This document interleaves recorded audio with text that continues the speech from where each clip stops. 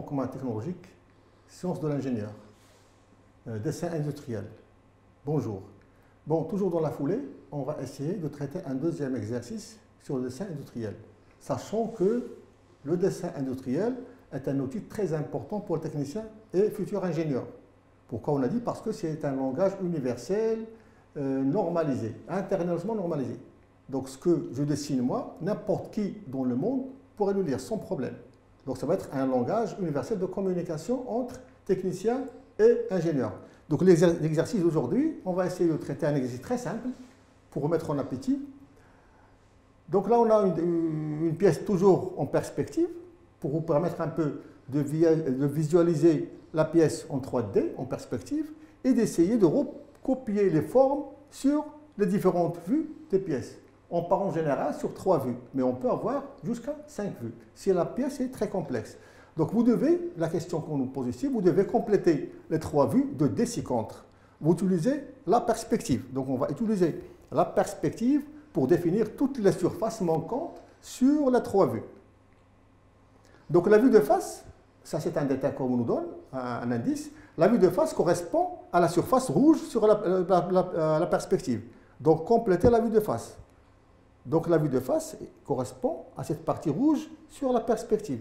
Donc on va essayer de la représenter sur la vue de face. Donc la vue de face, celle-là. Si cette vue c'est la vue de face, donc la vue qui va se trouver ici c'est la vue de droite, sachant que le système européen, il place toujours la vue de droite à gauche et la vue de gauche à droite. La vue de dessus au-dessous et la vue de dessous au-dessus. C'est comme si je regarde la pièce de ce côté et je la place ici. Ou je la regarde de ce côté et je la place de l'autre côté. Par contre, le système américain, lui, il place la vue là où il la voit. Il regarde la pièce à droite, il la met à droite. Il regarde la pièce de gauche, il la met à gauche. C'est la même chose, d'accord? Donc, le système européen, légèrement différent du système américain. Mais le principe est le même. Donc là, ça va être la vue de dessus. Donc, la vue de dessus placée au-dessous de la vue de face. Donc là, cette partie ici, où cette arête, où est-ce qu'elle est? Sur la vue, elle est là. Donc je dois tracer ici un trait le long de la pièce. Je ne sais pas ce que je vais l'arrêter. D'accord? Donc je trace un trait, je dépasse parce que je ne sais pas à quel moment ça va s'arrêter. Pour le savoir, je dois faire la correspondance soit par rapport à cette vue, ou soit par rapport à ce trait qui est déjà existant. Voilà. Donc là, regardez, il y a une flèche qui va m'indiquer que ce trait, en principe, doit s'arrêter quelque part. Où est-ce qu'il doit s'arrêter? Il doit s'arrêter à ce niveau-là. Là. D'accord? Donc ça va correspondre à la vue que j'ai sur ma perspective, sur la vue en 3D. Voilà. Donc la pièce va avoir cette allure. Si vous regardez bien, l'allure de la forme en rouge correspond à celle de ma vue de face. Et je vais continuer dans la foulée.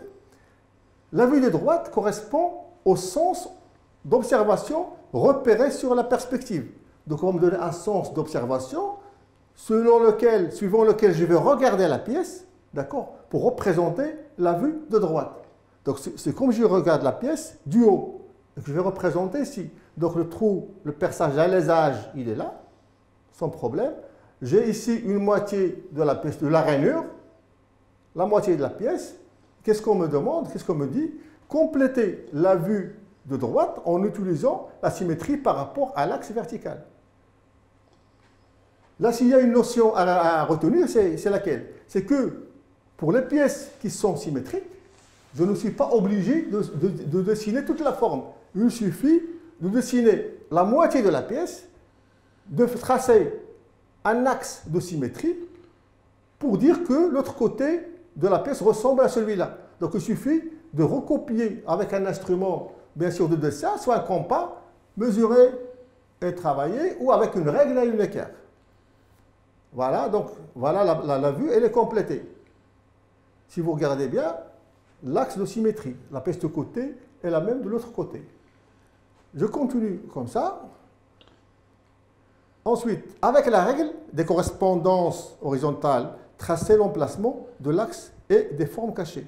Donc on va correspondance horizontale, ça veut dire on va partir dans plan horizontal pour compléter cette vue. Donc là, cette forme, on doit la représenter ici. Puisque je regarde la pièce de ce côté, ça veut dire cette forme, je ne pourrai pas la voir. Là, c'est l'axe de l'alésage. Là, c'est la génératrice de l'alésage. Là, c'est la deuxième génératrice de l'alésage. D'accord? Et tout ça en trait interrompu. Pourquoi en trait interrompu? Parce que, comme je vous ai dit, quand on regarde ce côté, on ne voit pas à l'intérieur. Donc, je ne vois pas la rainure. Et de la même manière, je ne vois pas l'alésage dans la pièce. On continue. La vue de dessus correspond au sens d'observation repéré sur la perspective. On va de la même manière me donner un sens pour voir la pièce. Je la regarde de ce côté-là suivant ce sens. Et je dois la représenter dans la vue de dessus. Donc mesurer la cote sur la vue de droite. Donc on va mesurer les côtes.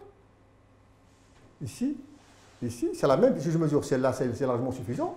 Une seule mesure peut me suffire, de 15. Et cette côte-là, je vais la représenter ici, sur la pièce. Bon, on a dit la reproduire sur la vue de dessus et tracer les deux arêtes horizontales. Voilà, je mesure 15, 15, et je trace les deux traits. Mais évidemment, ces deux traits, ils sont forts. Pourquoi? Parce que ce sont des arêtes que je vois avec mes yeux. Ils sont visibles à l'œil. Donc, je les représente en très fort. On continue. Donc, voilà. Avec les règles de correspondance verticale, tracer l'emplacement des formes cachées sur la vue de dessus. Donc, en utilisant règles de correspondance verticale, je vais compléter cette vue. Il suffit de prolonger, bien évidemment, tous les traits pour savoir. Voilà. Donc, je trace un trait ici. D'accord?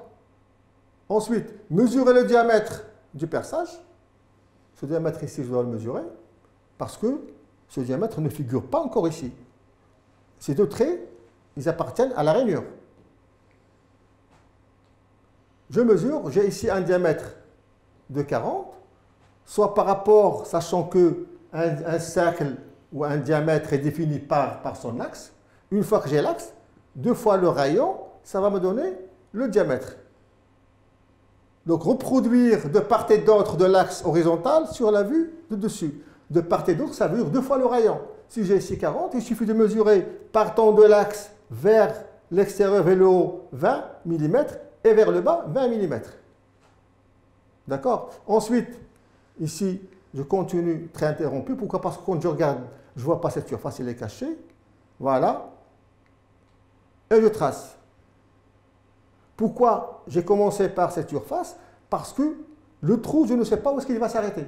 D'accord? Donc je dois d'abord prolonger cette surface, la montrer ici. Montrer c'est une surface cachée pour que le trou s'arrête ici. Parce que le trou, il ne traverse pas toute la pièce de part en part. Il est simplement sur cette partie de la pièce. Donc je trace la première génératrice. Je trace la deuxième génératrice par rapport à l'axe, en respectant bien évidemment cette cote de 20. Donc là, je regarde la correspondance. Est-ce que j'ai tout mis sur le dessin? Donc le fond de la rainure, il est là, il existe. L'axe aussi, il est là. La génératrice est là. L'autre génératrice, il est représenté. L'axe, il est représenté. Cette surface, elle est représentée. Génératrice du perçage, elle est là. L'autre génératrice aussi est représentée. Donc voilà, les 3 vues sont maintenant complètes. Donc la vue, elle est complètement définie en se basant sur la perspective de la pièce. Ça veut dire la pièce en 3 dimensions. Maintenant, on va essayer de traiter un deuxième exemple. Bon, 3 vues sont représentées. Voilà, exercice dessin. Donc on va partir toujours d'une pièce en perspective, en 3D, et on va essayer de compléter les vues. On va faire de la même manière. On va commencer par délimiter le champ d'action, de travail, d'accord, par tracer notre charnière, notre droite à 45 degrés, pour nous permettre de faire la correspondance entre cette vue, la vue de gauche et la vue de dessus, d'accord. Donc là, la vue de face, c'est suivant F. Donc c'est ça, c'est la vue de face. Donc j'ai déjà, voilà, voilà, d'accord. Et on y va. Donc avec la règle de correspondance, verticale et horizontale, tracer l'emplacement des formes cachées sur les vues. Donc là, la forme, le perçage, on le voit ici, on continue. La vue de face correspond au sens d'observation repéré. Voilà. Voilà. Donc j'ai tracé un trait, deuxième trait, troisième trait pour délimiter la pièce, la surface. Voilà. Donc là, prolongement, parce que cette partie de la pièce n'est pas complète. Là, pour la compléter, je suis obligé de projeter cette surface sur la charnière, ensuite de me déplacer sur la pièce. Mais à quel moment elle va s'arrêter? Elle va s'arrêter, elle va commencer dans cette génératrice, il va s'arrêter sur ce trait. Voilà, la même chose pour l'autre. Donc là, la surface qui manque, on l'a représentée. Ensuite, prolongement de l'axe du perçage pour montrer ici la zone percée. D'accord? Voilà, donc l'axe de perçage, il est là. Je continue. La génératrice, je vais un peu plus vite. Pourquoi? Parce qu'on est un peu familiarisé avec le dessin. Donc la génératrice du perçage, on la projette sur la vue dessus. Voilà, ça nous permet d'avoir la génératrice. L'autre génératrice aussi. Voilà. Donc là, je viens de dessiner le perçage sur la vue de dessus. Et je continue toutes les formes. Cette partie non vue, voilà, correspond à celle-là. Donc ça va me permettre de compléter la partie manquante sur la vue. D'accord? Je prolonge aussi cette partie non complétée sur la pièce sur la vue que je désire compléter. Ça me permet de tracer cette arête qui correspond à celle-là sur la vue de face. D'accord? Ensuite, prolongement de cette droite. Ça va me permettre de compléter cette vue, celle qu'on va voir ici, parce que là, on a dessiné simplement le trait que vous voyez là, il est là, sur la vue en perspective. D'accord? Voilà. Ce trait, il est là. Mais le trait en rouge que j'ai utilisé, c'est le fond de la pièce. Parce que quand je regarde de ce côté, ce petit trait, il va coïncider avec le grand, avec la grande artère.